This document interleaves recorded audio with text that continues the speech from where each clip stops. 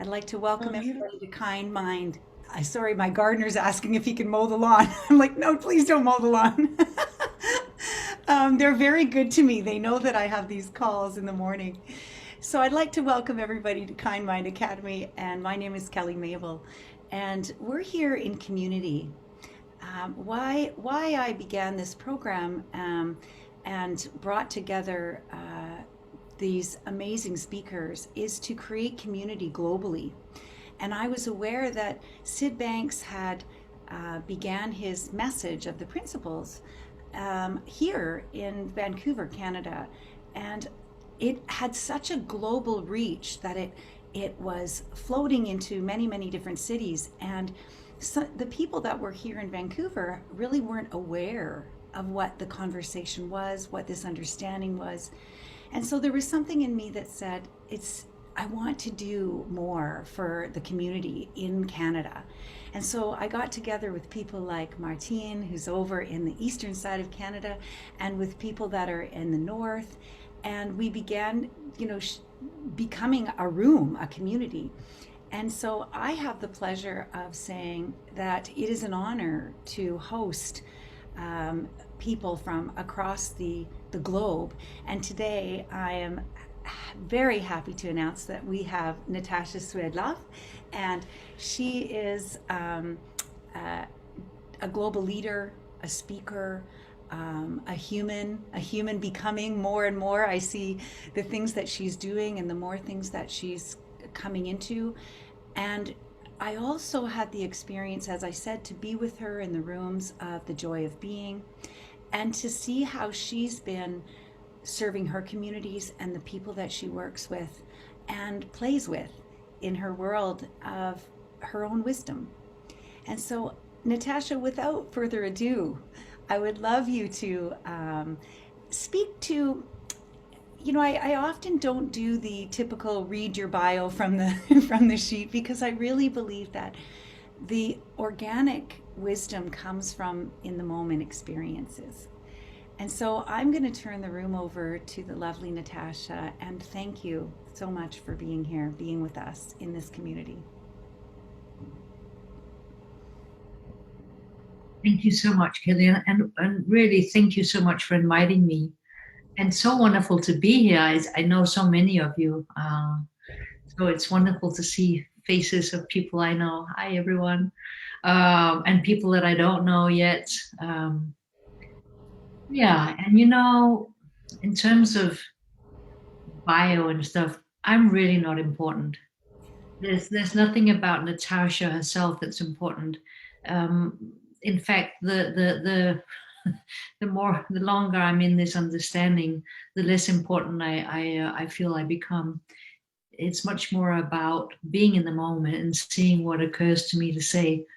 Um, what fresh insights am I having at the moment? And when I say I don't mean Natasha. I mean that there's something that is constantly creating. There's something that's always being created. And the more I get in touch with that creative energy, the more fresh things become, the more alive they become.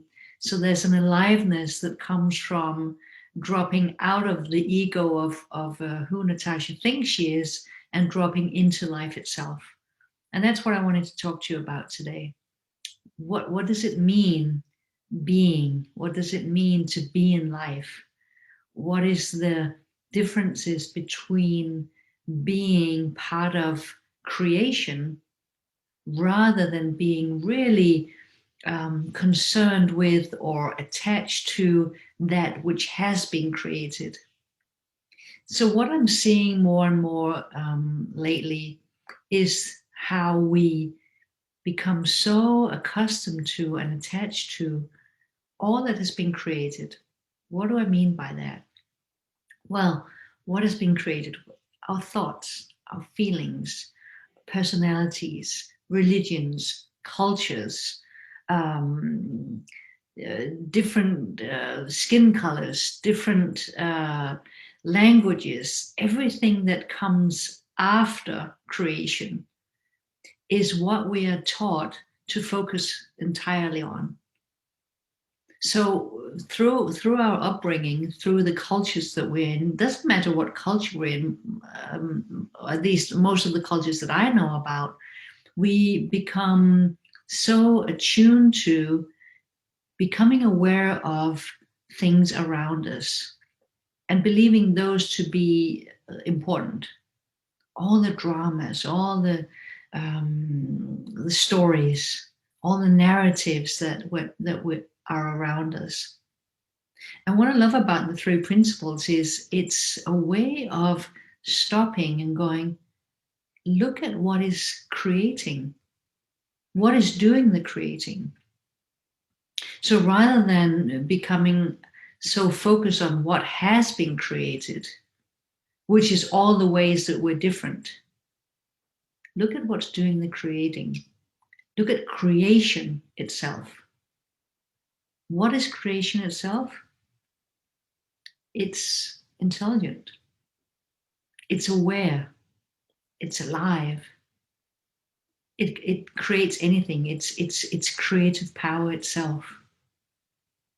The more I align myself with creation itself, the easier life becomes, because I notice that I don't have to do anything. Things are created through me, as me. And all the efforting that I used to concern myself with and struggle for and work so hard for, it just falls away. And that's how life becomes easier. By taking my attention from everything that's been created to being creation itself, knowing who I am. How does that look? Well, it looks to me like the more that I notice who I am in essence, the more all the things that I used to find important, they just fall away. I don't try and change my thinking. I don't try and change any convictions or beliefs that I used to have. I simply notice how they fall away one by one. And the result of that is a mind that's very quiet. A lot of the time it's really silent in there, where it used to be all this stuff going on and concerns and worries and anxieties. It just doesn't occur to me anymore. Not from trying, but it's just fallen away. And as that falls away and there's a sense of more quiet in my mind, there's also a sense of deep peace and deep joy inside. So there is this sense of just joyful being. And it's interesting how people around me and clients and corporations that I work for, they sense that quiet. They sense it, first of all, from me, but not because it comes from me, but because it resonates with the essence in themselves. And then they want to know, how do I get there? I just finished a client 30 minutes ago, and he was saying, you're so calm. I want that. I long for that. How do I get there? Which is the typical question that I get all the time. But it's not a place to get to. It's where you're looking from. You're already there. It's really, rather than putting attention towards everything that's in the foreground of awareness, everything that you're putting your attention to, it's seeing where you're looking from, which is in the background. The foreground keeps telling us, shouting at us sometimes, pay attention, I'm important, you need to look at this. If you don't look at this, something bad is going to happen. So it keeps shouting in our heads sometimes, you must do this, you have to call this person, you have to, and as soon as I feel that kind of internal pressure, this sense of it's a tense feeling, it's an efforting, it's a wake-up call for me to go, wait a minute, who's saying that? Is wisdom saying that? Wisdom doesn't have a voice. Wisdom gently unfolds perfectly without me having to do anything. Just to get it even more down to earth, by example, in the night last night, I was awake from around 2 a.m. to 3 a.m. And in my head, I had this long list of things that I needed to do today. It's like, you have to remember to call this person, write that email, and invite these 6 persons to meetings, and there was a whole list. And I could sense myself getting more and more tense in the night. And then the tenseness, it woke me up, literally, to, wait a minute, what's going on right now? Can you do anything about this right now? Well, I could get up. But then comes the really interesting question, which is it my job? What if something would take care of all the practical things that I need to do in the morning? And I went, oh yeah, that's how it works. Wisdom will do the work for me. So I fell back to sleep. I slept until 6:30, got up, had coffee with my husband. We went for a nice walk in the morning sunshine. I sat down with my computer, and in about 1.5 hours, I did pretty much everything on the list, but not from efforting, not from any list that I'd written down. Actually, I did more than was on my list. Something did it, because something that's not my intellect takes over when I get out of the way, when Natasha gets out of the way. Something deals with even the practical things. So it's not like this spiritual being sitting on a on a chair in meditation position, reflecting the big questions in life. That's not me. If you had a camera on me, you'd see me be, doing things most of the day, being quite busy. But you'd also sense a calmness in that. And the calmness comes from knowing that it's not my job. Something knows what to do, when to do it, who to call. It just happens. Just like I imagine being a daffodil coming up through the cold ground of Denmark where I live. It's not an effort. It unfolds slowly, like inch by inch. Suddenly it breaks ground. It comes up, it searches for the light, and it blooms. We're daffodils. We are nature. The intelligence that's within us moves us in the direction of the sun. And the sun can be many different things, but thriving, life, sunlight, nourishment, water. So the more I let go of the efforting, and oh my God, I've been efforting so much. I became self-employed at 25 years old, started my own company.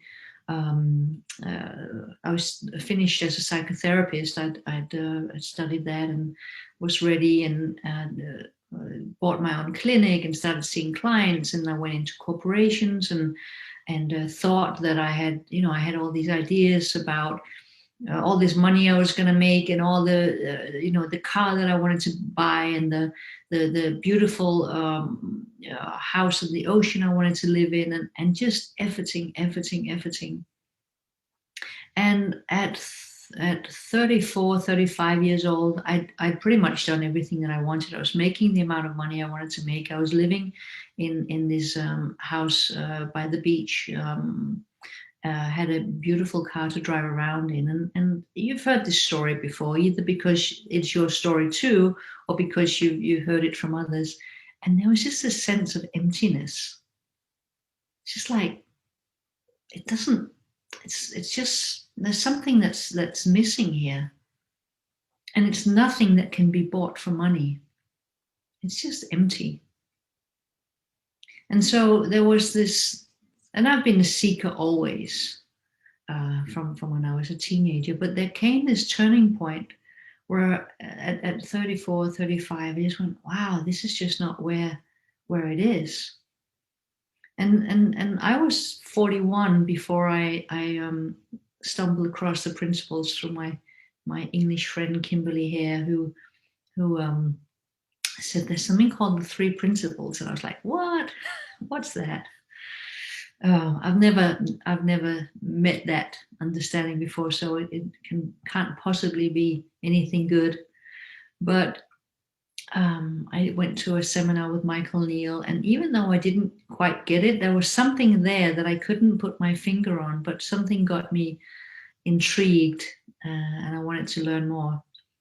And so the last 9 years have been this journey of going deeper and deeper into this understanding. And the more that I step into this understanding, or step out of who I thought I was, the more I land in my being, this beautiful being that we all are. And I don't see myself as different than anyone else. The grounding that we can have is all about the depth with which we see our own being. And we see it more or less, sometimes just in glimpses, sometimes longer times.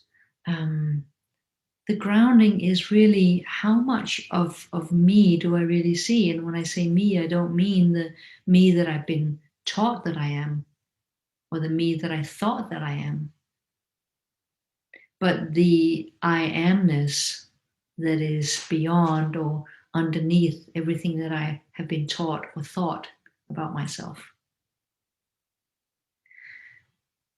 It's very freeing. It's very, it feels incredible to get rid of, or the sense of who I am and who I thought I was, that falls away. And when that falls away, something reveals itself. And what reveals itself is the three principles, which really is just one principle, which is creation. But I love that we can talk about creation and say, what is the nature of creation? We can talk about creation in many different ways. And Sydney Banks talked about it in three distinct ways. And I like the richness that it adds when we talk about it that way. That we're talking about that which is alive, intelligent, aware, and creative. So rather than looking at what has been created, which is so varied, which is so, it's on the surface level, there's all these differences. When we go to what is doing the creation itself, it becomes so simple.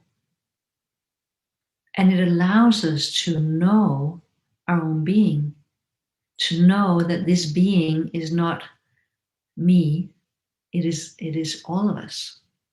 There is just one being, but the being unfolds in lots of different ways. So the way that it's being created makes it look as if we're different, that we have different skin colors and genders and ages and sizes and cultures and personalities and all of these things. But really, when we look underneath all of that, when we look beyond the surface level and we go to the deep level, we're all one. No differences. No need to fight. No need to think that one is better than the other. When it's seen that we are one, all the differences fall away. They don't matter as much. But it doesn't mean that you don't have preferences. I love everyone, but my preference is to wake up with my husband. There's a preference towards living my life with him, even though the love that I love everyone with is the same love I love him with. Or a preference for chocolate ice cream over vanilla ice cream. So when I know who I am, when I'm grounded in this knowing of my own being, then I can enjoy life very differently. I'm not so concerned about if it's one thing or another thing. I still have my preferences. I can still enjoy life with all of its ups and downs, because life does come and hit us hard sometimes. We do fall to the ground sometimes because life happens. But there's life happening, and then there's the stories we create around it. We can't stop life from happening, but we can start to notice, what is the story I'm creating around life happening?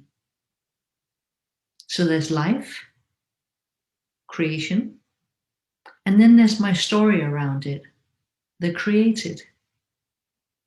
And once I see that more clearly, I can see that the more I don't fight life, the more I just know that it's going to unfold in ways that I could never work out. But I'm not going to fight it. I'm not going to create stories around it. I'm just going to allow it. The efforting falls away. The struggles fall away. And life becomes simple. It doesn't mean that I don't have financial problems at times, or death in the family, disease in the family, sickness, all these things. They're always going to be true, that life has all of these different challenges for us. But when I don't fight it, when I don't try and change it, when I don't try and get angry with life, or get bitter at life, when that falls away, then I'm much more able to handle whatever life gives me. I'm more grounded, which means that I'm more resilient.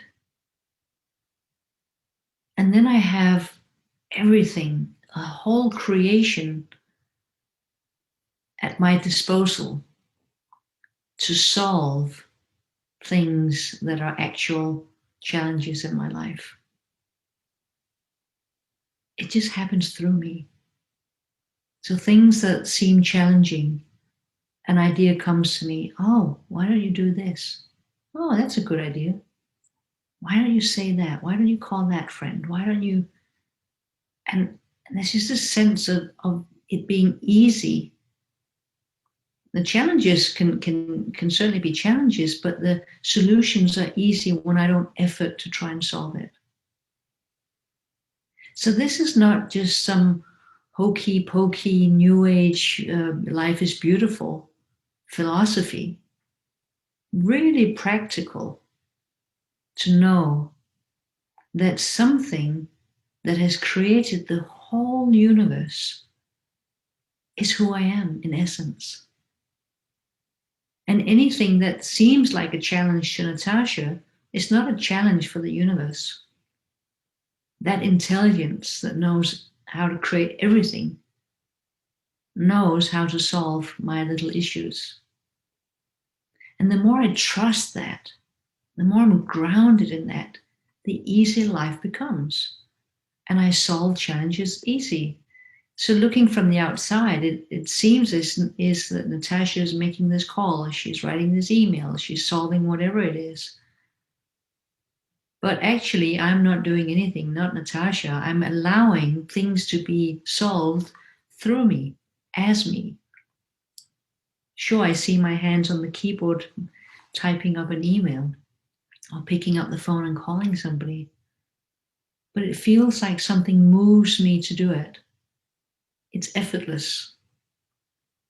And the moment that I feel effort, the moment I feel that little sense of stress or tension, I know that it's Natasha trying to control or predict life. And it becomes a feedback system that I've become more and more sensitive to. Oh, I thought for a moment that I knew better than the intelligence behind the whole universe how to solve this. How arrogant was I?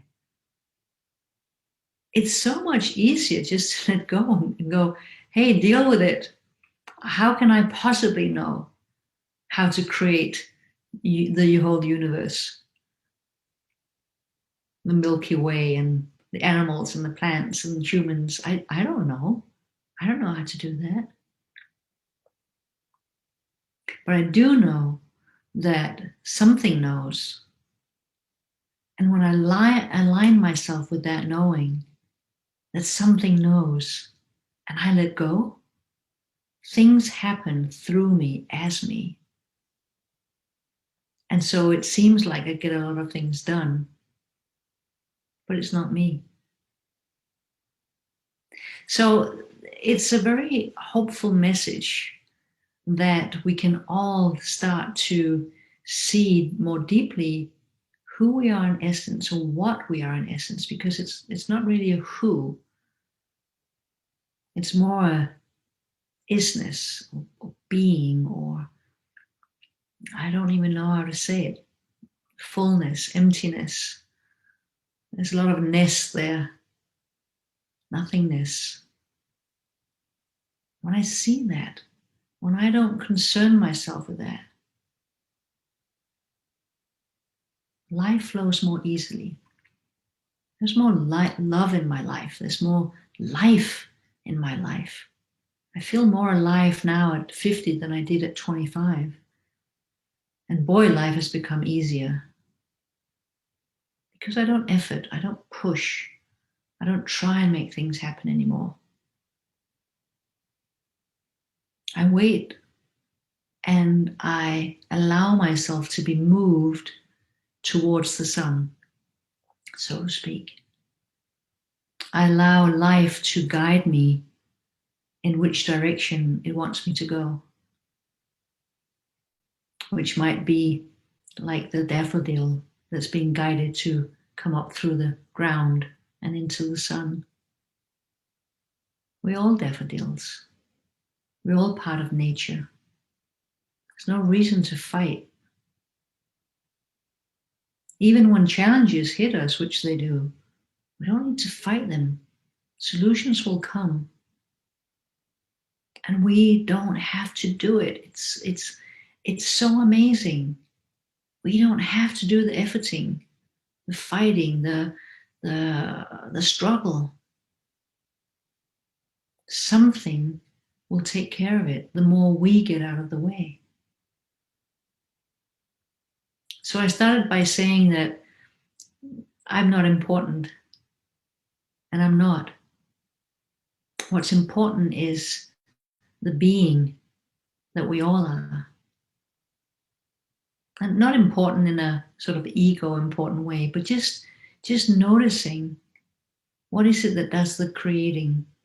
What is it that creates every single experience we can ever have as human beings? What is that power?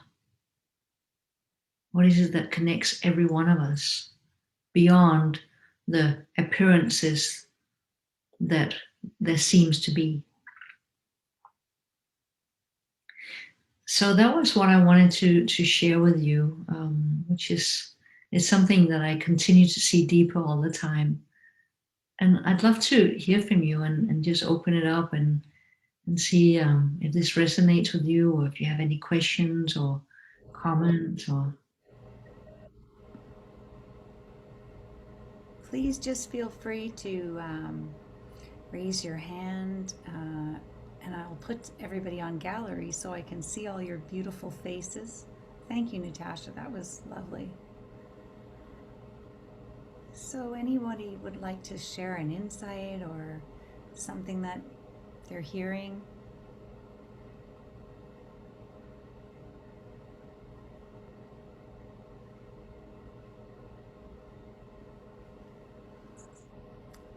Let's see. I see a question in the Mm-hmm.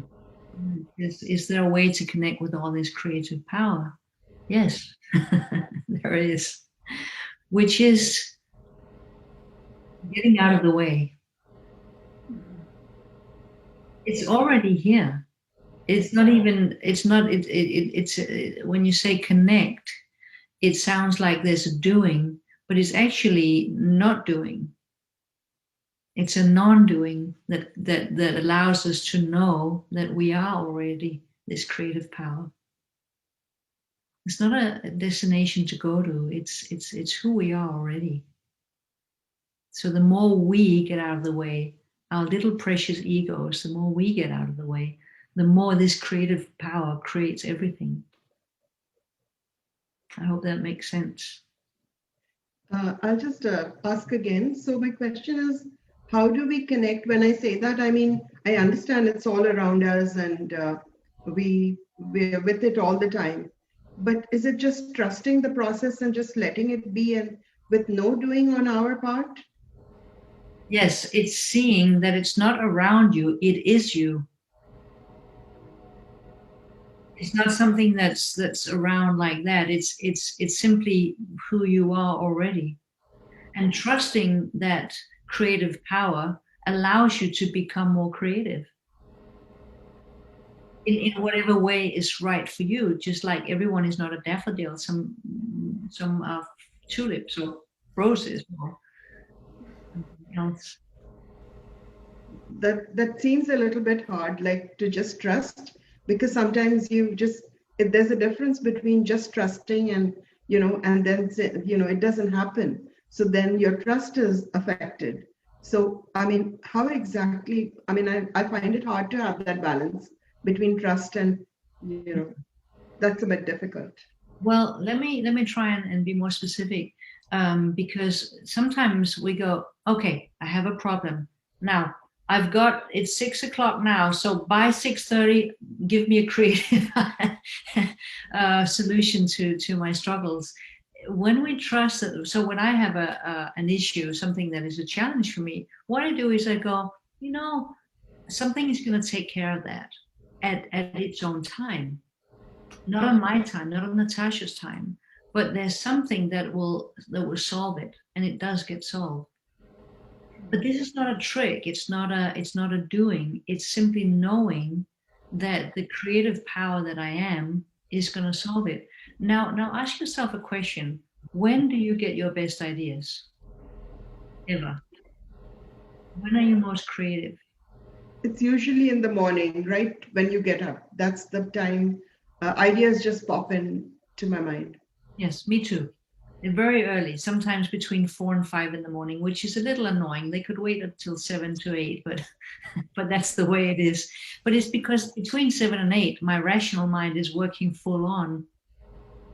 But at 4 or 5 in the morning, usually I'm not very rational. And so these ideas pop into my head. Oh, you could call that person. Oh, why didn't I see that? Now, I've asked these questions across all the companies I've ever been to, across all my clients, and I ask question: when you get your best ideas, when are you most creative? And you know what they don't say?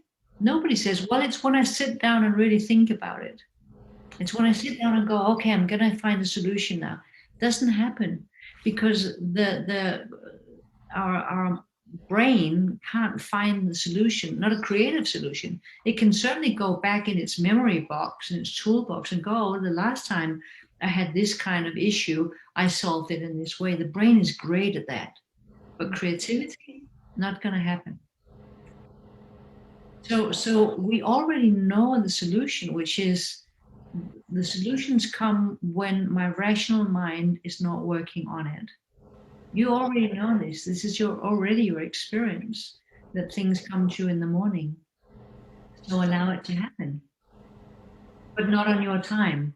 You can't put a time frame on it. Go, I need it by tomorrow at 6. It'll come when it's right. Yes, thank you so much, Natasha. I think that was the problem. I was trying to control everything and then saying that I trust, and that doesn't happen. Thank you. You're right. Thank you, Gurjeet. Go ahead, Annette. Hi. Natasha, hi. Hi, good to see you. I just loved, your whole presentation. It was just beautiful, and it truly made me see more clearly what you're pointing to, and which I think intellectually I get it, that we are all part of this creation and this universal intelligence and source and all that. But it just felt so beautiful and peaceful the way you described it. And then my intellect, of course, and my chattery mind keeps occupying me to the degree where I find that I get it, and then I try to trust it in a way, and I feel that I know it, but still I I tend to I just feel like my creativity is stuck, that I can't figure out the various issues that I'm handling, and I think I'm being open to ideas and solutions, and but still I feel like I don't I don't get the answers to like my the issues that I would love to have solved in a way, in a more easier way, and me getting out of the way and just trusting the flow and the unfolding. I love the way you said, just the unfolding.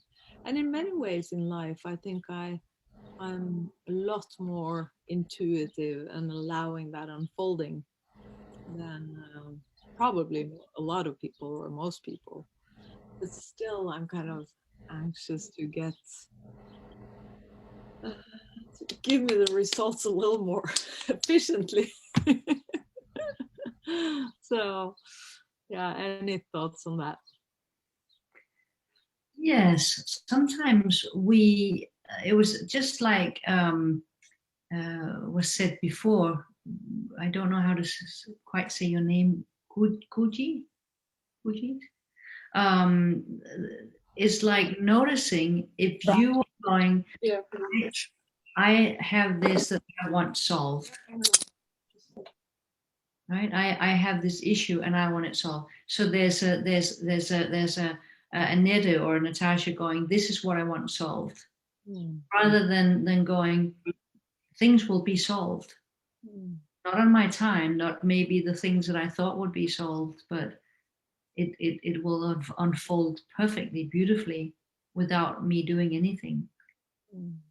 So it can be interesting to notice if it is, who is it that has the idea that something in particular should be resolved, because wisdom and intelligence behind all of life doesn't work in a way that solves things before they need to be solved.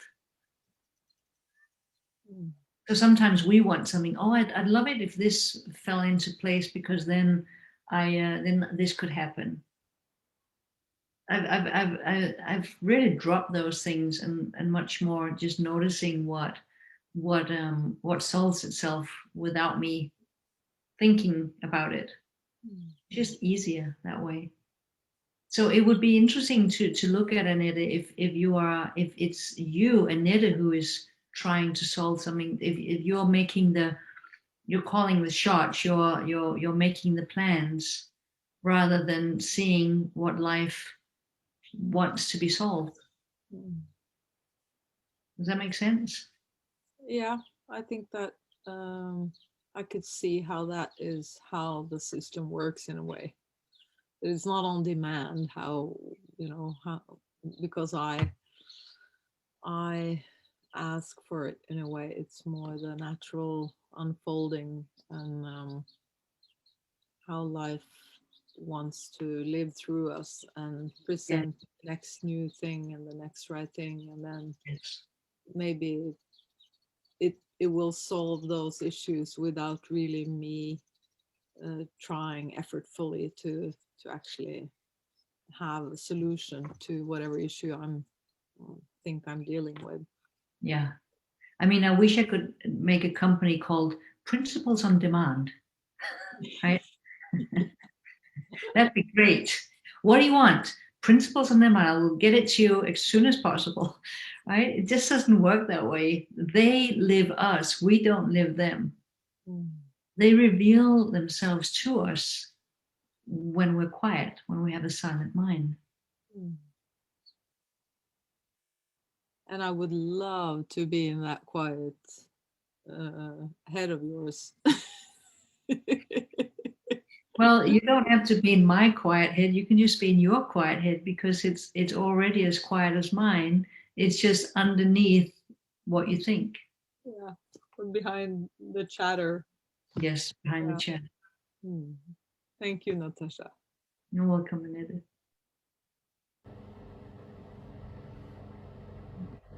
I just want to say something to both of these women, Natasha, that I'm hearing for myself around the experience of letting go of the intellect means for me that I'm no longer in the known. I'm no longer in that place where I know and I see, and the what I want to grab to is right there. I'm in a place of the unknown, and sometimes in that place creeps in insecurity, and also places where the calling inside is saying there needs to be, this needs to happen, or this, there's this, what you're, what I might be avoiding, I'm not doing, that is actually the process of getting to the next place. And so if any of you want to speak to that place where sometimes there's, in the wisdom of my still mind comes what I would call a stretch, that there's something in me that I know I need to do, but I'm not doing it. Or my wisdom is saying, this might be next. And I'm like, I don't know about that. And so I'm delaying what wisdom has for me at times, rather than seeing it as the next step.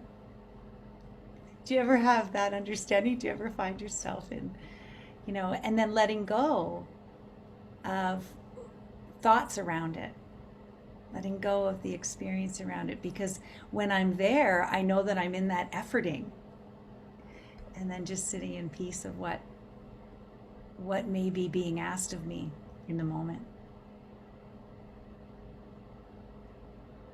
I see that Thomas has a hand. Please hand. comment. Thank you so much, Kelly. It's a pleasure to be here. I'm disappointed I mixed up the time, so I came a lot behind time. But Natasha, it's a pleasure to be with you. I have read your book twice, and I love it very much. And I have a question about something in it. So in part 8, you say, within you, there's another world. When you become immersed in this inner space, you will never come to the end of what can be revealed to you. So my question is, since you first came across this understanding, and in your initial, let's call it, honeymoon period, what would you say are the biggest differences between then and now in the depth of your understanding, or the how you approach your work? Let me put it like that. Great question. It's really the degree to which I trust that this is how life really works.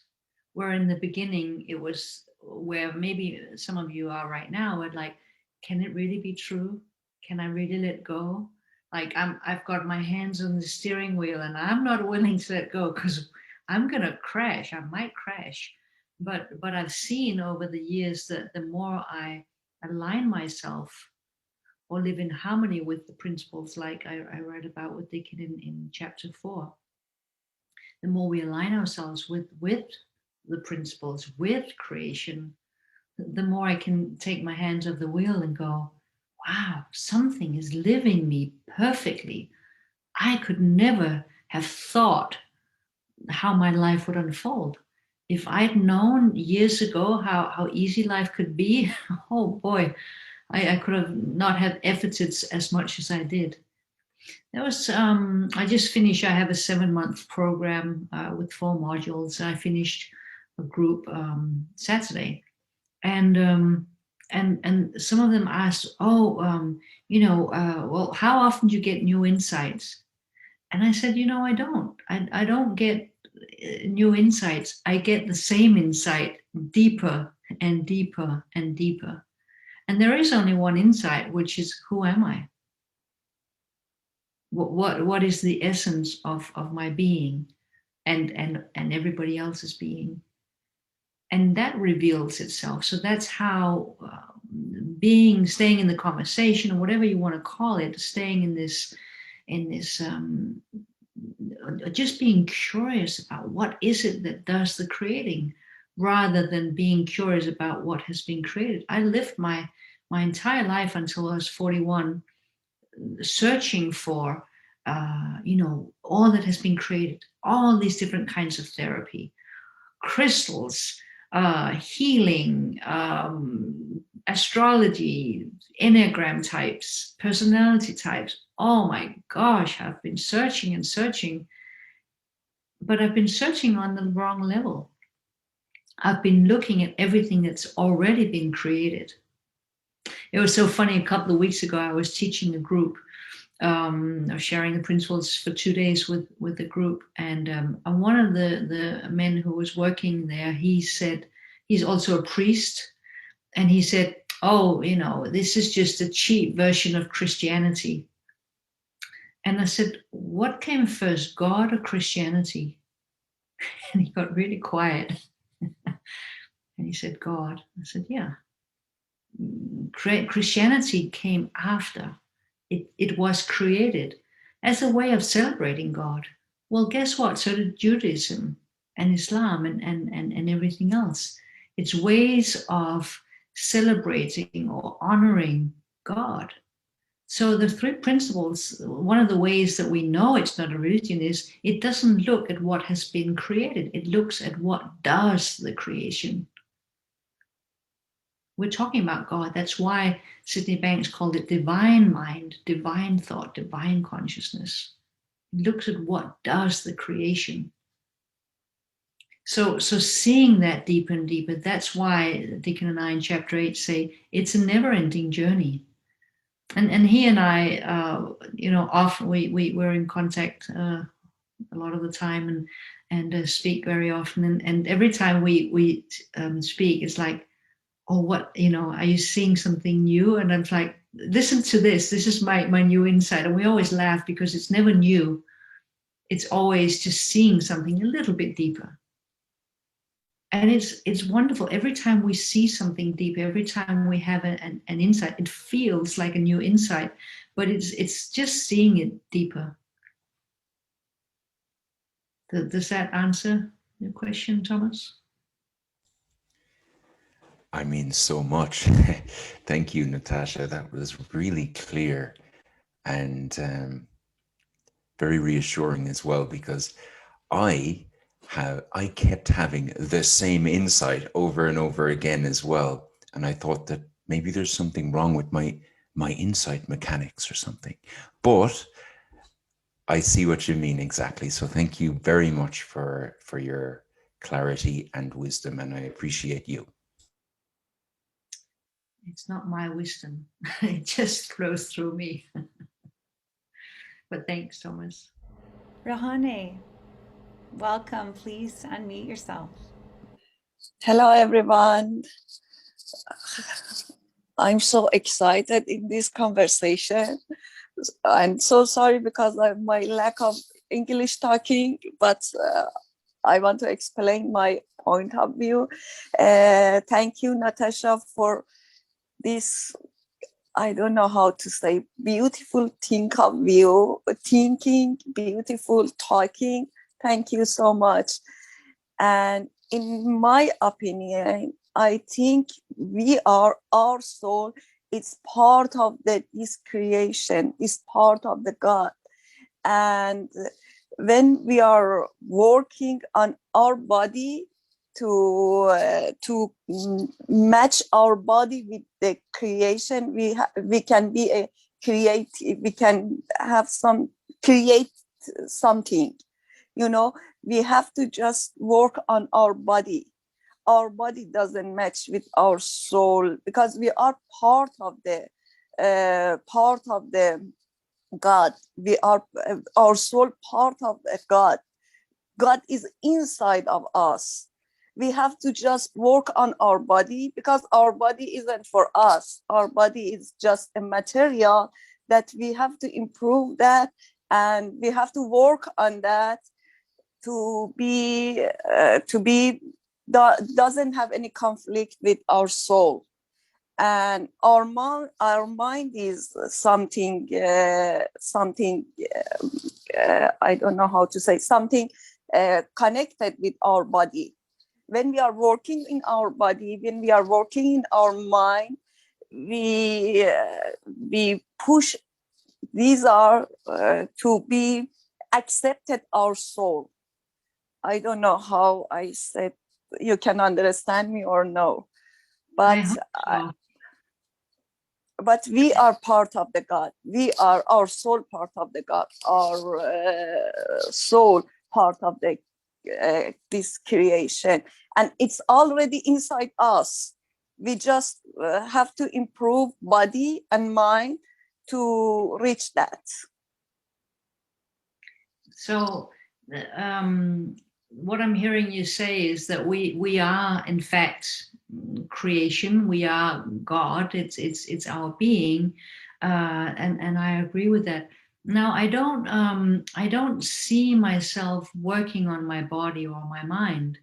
As soon as I even say the words working on, it feels like an effort, and I know that I don't have to effort.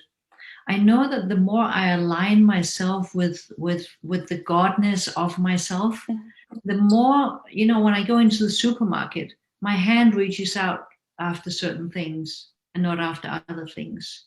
There's no effort in it. I eat things that seem right for me to eat, but it's not from this one. I've been on 1,000 diets, not 1,000, but many diets. So I used to, you know, think a lot about what I was eating and different diets, and I've tried lots of different things, and it's always an effort. Now, as that all falls away, I'm noticing that something chooses what to eat. Something chooses to go for a walk. Like this, things just happen. It occurs to me to get up and put my shoes on and go out, or to eat a particular item. There's no work. So I don't have to work on my body. I don't have to work on my mind. Just like a daffodil does not have to work on the flower being even more yellow. There's no work. It just is. So it's much easier than what I'm hearing you express. It's so nice that it's easier. Yeah, it's working on a body. It's not go to work out. Working our body, it's to be kindness. You know, it's to be kindness, to be thinking about the others, to be I don't know how to say. Don't think something bad in your mind. Working in that way. It's not going out to work out, improve the body. Just if even you help to your parents, it's working on your mind. You know, just thinking you should help to parents, you should help to your children. This is working in our body. I think in that way. Even someone is saying everything is in our mind. Even someone doesn't want to eat the animals, he or she trying to improve herself or himself. This is the way of working, in my opinion. I don't know, I'm wrong or not wrong, but just in that way. But I really appreciate your your point of view. I think I'm trying to hear behind what you're saying, and where I think I might be hearing what you're saying is that, or another way of saying it is that the less I have an idea about how to eat or how to move or how to improve anything, and I just allow it to unfold, the more I notice that sometimes I do yoga, or sometimes I go for a walk, or sometimes I eat this, sometimes I don't eat at all. It's like there's something that occurs to me to do, which I just trust. And so it's not an idea in my head. And if somebody feels or just notices that they're not attracted to meat, they don't go into the supermarket, they don't grab meat anymore, great. We have different bodies that need different things, so there's not a doing in it. It's just a being and noticing where life moves us to. For some people, it might be being a vegetarian. For some people, it's eating beef. It's, there's lots of different ways of living, and there's not one right way. I don't believe that there is. But I do know that that which guides everything, the birds to migrate, the salmon to know where to go, and us to eat one thing or the other, that intelligence knows our body types, our genetics, knows what's good and right for us, and it will guide us in that way when we fall out of our conceptual thinking, all the concepts about how I should do or how I ought to work on myself. So then life becomes much easier when I know that that intelligence will take care of my body and my mind. I don't have to do it. It's not my job. I hope that made sense. Yeah. Good. Thank you so much. Natasha, how are you for time? I'm just trying to be mindful around. I have a board meeting at 7. I've been invited into the 3PGC board, Mm-hmm. and tonight at 7 is actually my first meeting, and so it'll be interesting. I feel very honored to be asked to serve in that way as well. Yeah, beautiful. Do you want to tell everybody about the 3PGC? Because some people here might not know. And 3P. Oh, it's wonderful. The Three Principles Global Community is a non-profit organization that has its sole purpose is to bring the teachings of Sydney Banks into the world. And it does it through this global community of people who are, first of all around the world. We try and think about diversity. So there's people from lots of different countries part of the board. And what they do is they have webinars each month, free webinars that people can watch. They have special events for practitioners. They have special events for apprentices. So they have these different categories of people that you can, depending on if you want to work with the principles or you're just interested in the principles. They have conferences. So lots of wonderful things are going on, and it's free to be part of. So if you go to 3pgc.org, you'll find the webpage, and there's also its own YouTube channel. I'll just put that in the chat. Oh, that'd be great, yeah, because it's free, and everybody sort of who has something to say around the principles can have a webinar. So if you want to share something, you can let them know, and you can be allowed to do a webinar as a practitioner. So it's a wonderful organization. I created I was part of creating the Danish organization called 3PDK, which with some friends I helped create 6 years ago, and I've been chairman of that until now. And as I got this offered to be invited into the 3PGC board, I've said to the Danish organization that I'm going to step out of that so that I can spend time in a global organization. So it's very exciting. Yes, it is. So these are opportunities where people can come and listen to more of Natasha and other people that are part of the community. Yet for this community, does anybody have anything else they might like to add or share? Questions? Mhm.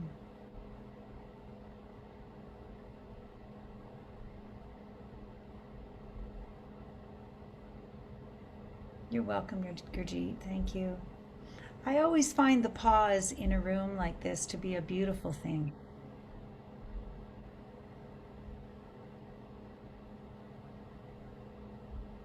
I also have my own YouTube channel if anyone wants to see other webinars. I have about, I think, 22 videos on there. So you just go to YouTube and put in my name and you can subscribe to my channel and see videos you want. And as I guess most of you know, I co-authored the book Coming Home with Dick and Messenger. Yeah, You haven't read that. I'm going to put that in the chat as well. It's out in 9 languages now. Yesterday it came out in, 2 days ago it came out in Portuguese. So it's out in Spanish, Portuguese, English, Danish, Norwegian, Italian, German, Dutch, Hebrew. Wow, that's amazing. That's amazing. So for anybody who's of ethnicity and have a different language, you know where to find Coming Home.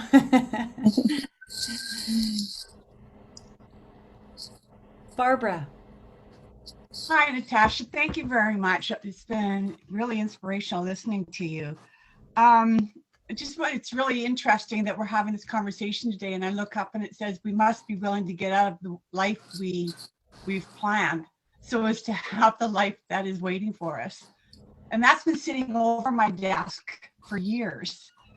And I think probably it's about time I started listening to it. But yes, just the book Coming Home, is that the one about the Camino? No. Okay. No, it's about coming home to who we really are. Okay. So it's called Uncovering the Foundations of Psychological Well-Being. Okay. That's what Wonderful. Thank you. Thank you so much. You're welcome. Yeah, next weekend there is the London. Oh, there it is. Thanks, Vera. There it is, Coming Home. Vera is showing the book now. Beautiful. With the boat. Yeah, next weekend the what we call the London conference is going on, and it's also it's very cheap to be part of it. It's 3 days. It's online now, but we used to get together, and I'm also speaking on that on Monday. I have a talk called The 3 Principles of Creation. That's beautiful. For those of you who are joining in, I'm going to be volunteering as a moderator. Maybe I'll be in your room, Natasha, I hope. It's going to be a very full weekend, 3 days. Well, it's actually a Sunday, a Monday, a Tuesday, so over the course of some of the weekend. And full of speakers just like Natasha with beautiful messages. The topic, was that your choice? How did you come to your topic on that conversation? Well, I was asked to do the track called What Are the 3 Principles? So there's different tracks. There's like the youth track. There's the What Are the 3 Principles track, which is a lot for beginners. And then there's other sort of tracks. And so when I was asked to do that, I thought, well, I see creation as being the 3 principles. So that's Beautiful, beautiful. Also, if anyone wants to see what else I'm up to, my website's called theprinciplesinstitute.com. So I have different programs and free videos and lots of different things if you want to see. I'll get in touch. These conversations are sometimes, you know, there's an enlightening moment in the conversation where I find people pause to reflect on what they've received. A place that, you know, what am I actually hearing in this conversation? What am I taking away? And I just love the comment of life, creation, and then my story. So as I see that, you know, there's like the areas where I've often overlapped the story that of what I think my life could be and what it is. And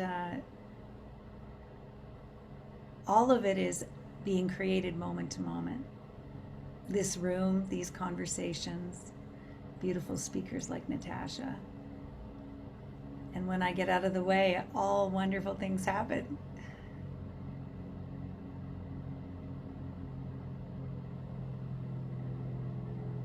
So what are you hearing about your stories, your life creations? What's unfolding for you around the difference between story, creation, and life as it is? Annette, we can't know what life is, what hasn't story. Yes, that's true, we can't. We can't. What an adventure. Mm-hmm. Mm-hmm.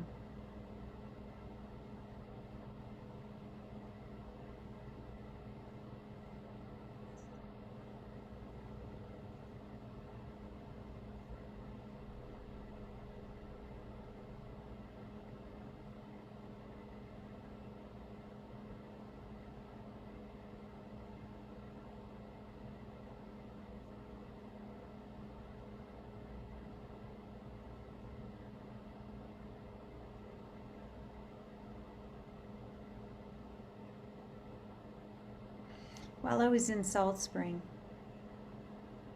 with Jan and Chip, who are friends with Natasha, and Elsie, one of the things that happens in the room is a very, very long silent pause.